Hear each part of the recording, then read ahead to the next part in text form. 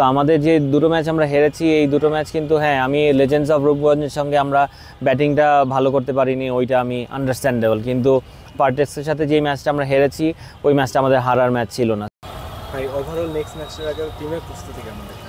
না, প্রস্তুতি তো ভালো ছিল, তবে ধরেন আমরা দুটো ম্যাচ হেরেছি 4টার মধ্যে। সো ওইখানে একটু আমরা কিছু জায়গা আছে যেগুলো আমাদের খুবই কনসার্নের জায়গা। সো ওগুলো নিয়ে আমাদের কাজ হয়েছে ব্যাটিংয়ে, বোলিংয়ে। সো এবং টিম মিটিংয়েও ওগুলো নিয়ে আলোচনা হয়েছে আমাদের। সো আই হোপ যে আমরা ভালো একটা কামব্যাক করতে পারবো। পেস বোলারদের পারফরমেন্স নিয়ে কিছুটা চিন্তিত কিনা?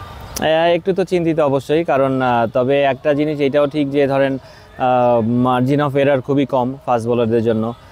সো কিন্তু এইগুলো এক্সকিউজ দিয়ে আসলে আমরা এই লেভেলে পাওয়া যাবে না। সো ওগুলো নিয়ে কথা হচ্ছে, কারণ আমার দেখেন হাসান, খালেদ আমার প্রিমিয়াম বোলার। সো এদের কাছ থেকে আমরা অনেক বেশি আশা করি এবং আই হোপ যে ওরা কালকে থেকে ইনশাল্লাহ ডেলিভার করবে। টপ অর্ডার ব্যাটিং মানে যেদিন রান করে খুবই রান করছে, কিন্তু নর্মালি রেগুলার যে রান পাওয়ার একটা ধারাবাহিকতা, এই জিনিসটা মোটাই মিসিং। এটাও কি চিন্তার একটা বিষয়? চিন্তার তো অবশ্যই বিষয়, কারণ আমার টিমে যারা আছে আপনি যেই নামগুলোই দেখেন না কেন, তারা কিন্তু রেগুলারলি পারফর্ম করে প্রিমিয়ার লিগে এবং যেখানেই খেলে না কেন। সো তাদের থেকে যখন আমরা রান পাই না কিংবা বোলিংয়ে ভালো কিছু পাই না, তখন আমাদের এইগুলো তো অবশ্যই একটু ওয়ারিড হওয়ার ব্যাপার। উৎসবের খুশি হবে নগদে বেশি, কারণ ঘন্টায় ঘন্টায় আছে গিফট জেতার সুযোগ। কিন্তু আমি খুবই পজিটিভভাবে চিন্তা করতে চাই।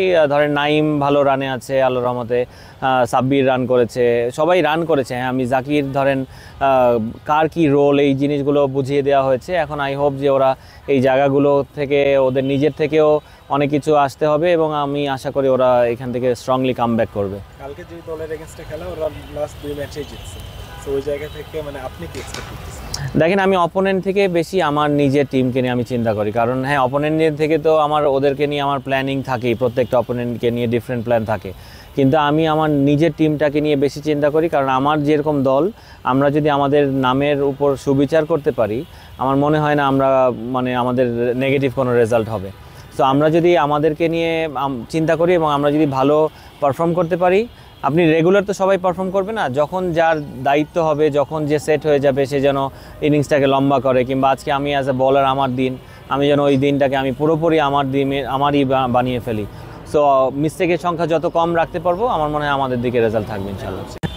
ভাই টিম মিটিং তো অলমোস্ট রেগুলারই হয়, প্রত্যেকদিন হয়, আজকেও হলো। সব তো জানতে চাওয়া উচিত না, বাট তারপরও যতটুকু বলা যায়, কি মেসেজ ছিল আপনার? মেসেজ কি, আমরা ধরেন যেরকম টিম করেছি প্রাইম ব্যাংক এবছর, আমরা রেজাল্ট ওয়াইজ এখন যদি দেখেন 4টা ম্যাচে 2টো ম্যাচ আমরা হেরে আসি।